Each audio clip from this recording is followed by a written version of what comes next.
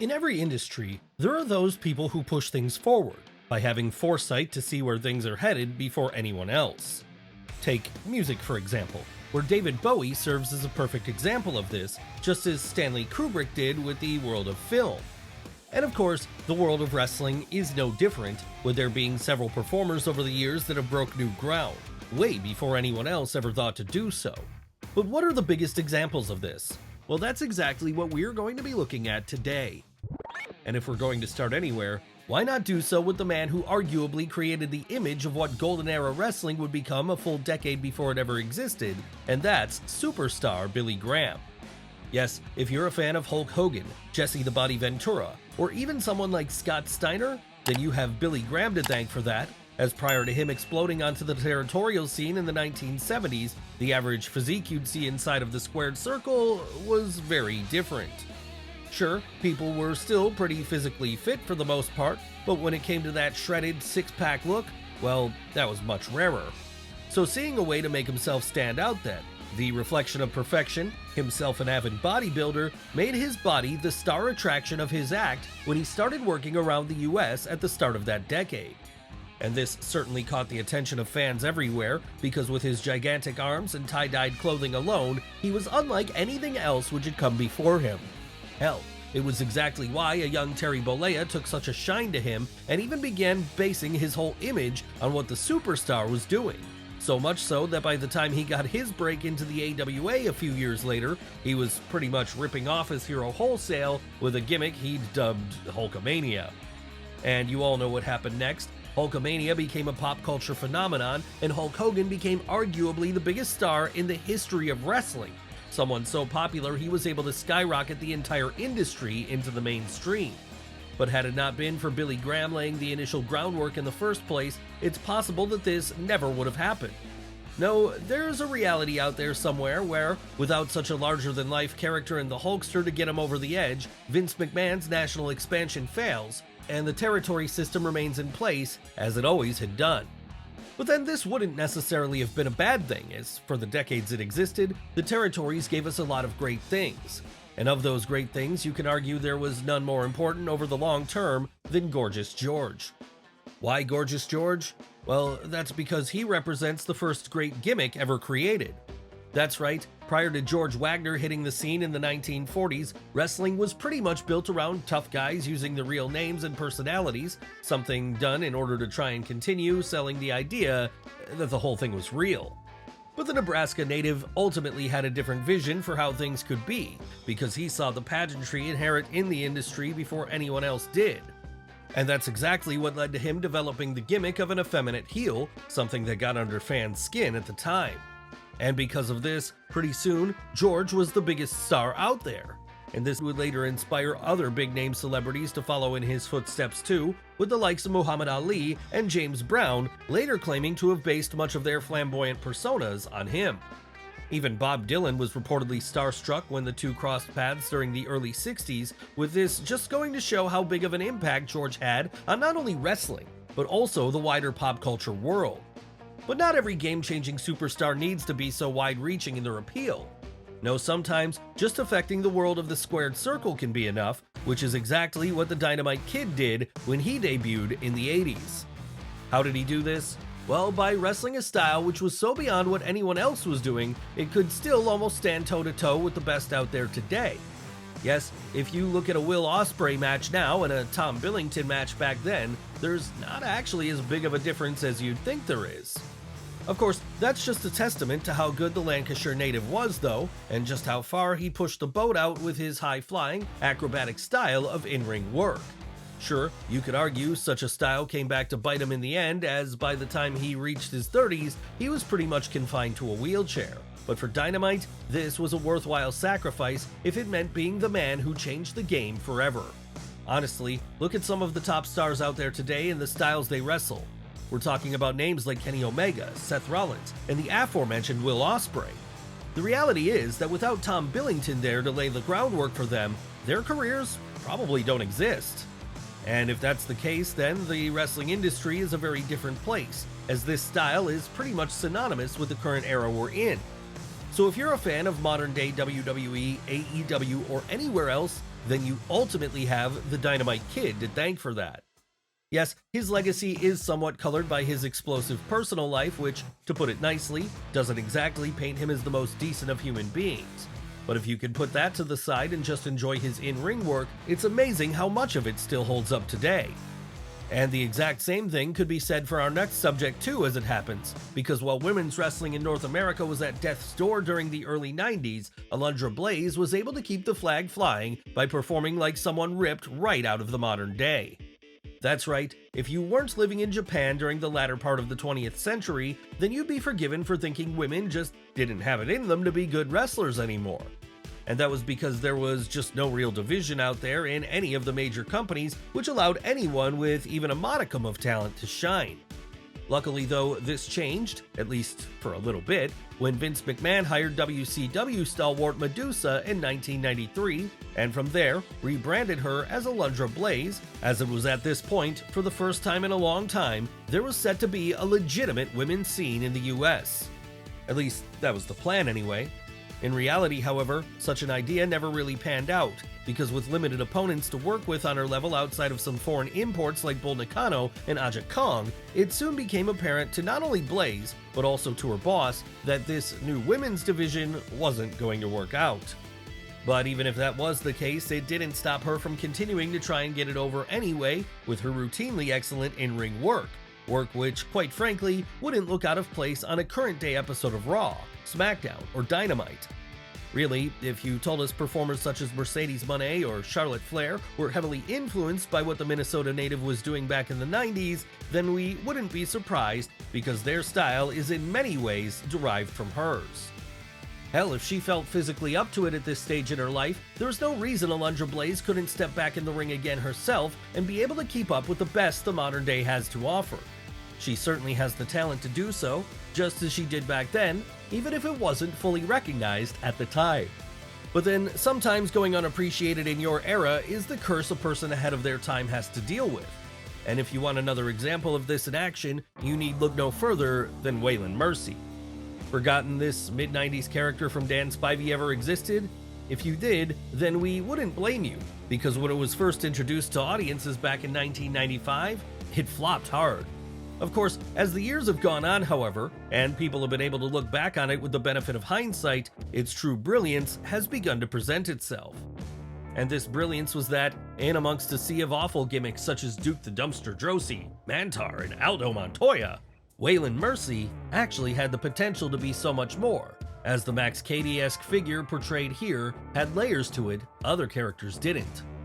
Yes, like the film counterpart he was based on, Mercy might have portrayed himself as a peaceful southern gentleman prior to stepping in the ring, but once that bell rang, things changed, as he suddenly transformed into a stone-cold killer.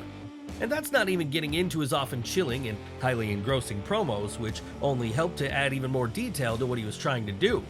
Unfortunately though, it appears this one was just a little too ahead of its time for mid-90s audiences, and so after failing to get over, the whole thing would be dropped by the end of the year. That said, it would take on a second life of sorts in the decades which followed, when Bray Wyatt took heavy inspiration from Dan Spivey's creation in order to create his own backwoods bayou cult leader character. And we all know what happened with this one. Yeah, it got hugely over with fans, proving the idea was always a good one. It just hadn't been the right time for it initially. Maybe if Waylon Mercy came along just a few years later, then we'd be talking about him as a Hall of Fame-worthy competitor, and more people would be remembering his work for the impact it had. But alas, that wasn't the way things played out, and so now, while more and more people are recognizing what Spivey did, he's still something of a cult figure. Of course, being a cult figure can be a positive to someone's career too, as it can allow them to create a whole new cottage industry around themselves. And if you need any evidence of this, you only have to look to Colt Cabana and the way his podcast changed everything during the 2010s. That's right, while seemingly everyone in the wrestling industry has a podcast today, that wasn't always the case, as back at the end of the 2000s, no one had fully figured out the importance it could have on getting someone greater exposure yet. And that's where Colt Cabana entered the picture, because after realizing his cult stardom was only going to get him noticed to a certain point, he decided to create the Art of Wrestling podcast, not only to allow more people access to him and his thoughts, but also to allow people access to others on the indie scene too. Needless to say then, pretty quickly this became a huge hit, as the idea fans could now get such a direct connection with their favorite stars was something they never really considered before. Yeah, in a time before Twitter had really taken over the world, hearing the likes of Kevin Steen, Chris Hero, and Bryan Danielson talk about their careers in such a candid way was a groundbreaking concept to say the least. So obviously, it wasn't long before others started copying Colt's idea by creating their own podcasts too. But it's not just the introduction of the likes of The Steve Austin Show, Talk is Jericho, or any of Conrad Thompson's many shows which prove just how influential the Illinois native was here. No, his general enterprising nature in putting himself out there without the need for a big machine behind him would later inspire others such as the Young Bucks as well, and as such, it would create a direct through line between him and the creation of All Elite Wrestling in 2019. Sure, you could argue AEW would have come about anyway, but if Colt hadn't inspired so many others to do it their own way, maybe it wouldn't have been the same as it is. After all, for as much money and power as Tony Khan has, had he not been able to leverage the Colt's success of things like being the Elite, then there may not have been a big enough fan base for his fledgling promotion during its initial months. So perhaps it's only fitting then that Cabana currently finds himself working for this very promotion then. Of course, when it comes to our next subject, the way he changed the game was to blur reality and fiction to the point where fans didn't know if what they were seeing on screen was a work or a shoot. Who are we talking about here? Brian Pillman. But let's backtrack for a moment to get some context here. By the time the 90s rolled around, kayfabe was pretty much well and truly dead, as everyone understood what was going on inside the squared circle was more of a performance than a shoot fight. And this knowledge was only hastened by the likes of Dave Meltzer acting as an insider reporter, telling fans all about the inner workings of the industry.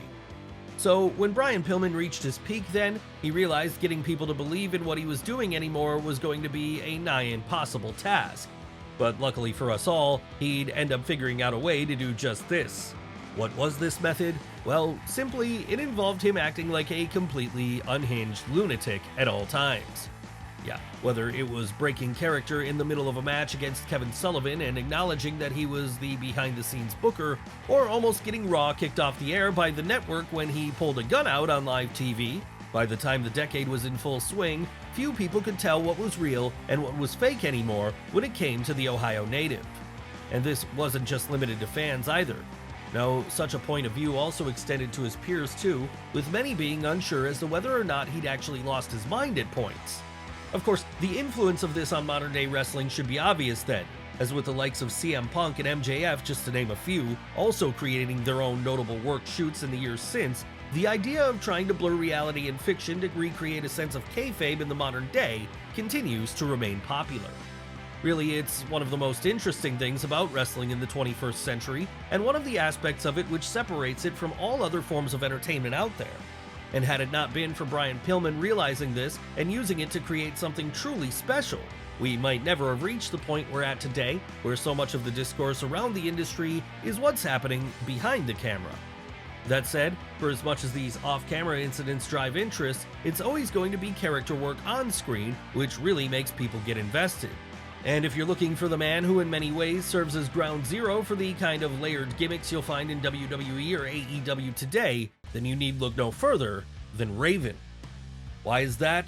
Well, while back during the mid-90s, most wrestlers had only a surface-level depth of who they were, whether this be a dastardly heel set on causing chaos or a lovable babyface determined to do the right thing, Scott Levy was doing something completely different. And that was to create a character who, while a villain, had a backstory and a history to him that made him instantly relatable. What was this backstory? Well, it was one of an outcast high school kid who'd spent much of his time being bullied by jocks such as Tommy Dreamer, and as a result of that, had grown bitter over the years. So it's no surprise many ECW fans found themselves relating to this then, and getting behind the Philadelphia native, despite the fact that he was clearly positioned as the bad guy of the whole piece. But then, bad and good are all relative terms, and Raven understood this, just as he understood it was more important to get in his opponents' heads prior to their fights than anything else. And this was something he was also always able to do during his psychologically cutting promos which often added more to his history, all while serving to make the overall world of ECW feel that much more fully realized. So if you're a fan of the storytelling heavy matches of people like Roman Reigns, give thanks to Raven for laying the groundwork for much of this in the decades before. That said, Scott Levy wasn't the only person working in Philly during the 90s who was trailblazing a style which would go on to become hugely popular in the current day. No, elsewhere on that same roster, Taz was taking his MMA-influenced style and applying it to the ring years before the rise of UFC. That's right, believe it or not, it wasn't Ken Shamrock or Dan the Beast Severn who first introduced the mixed martial arts style to the squared circle.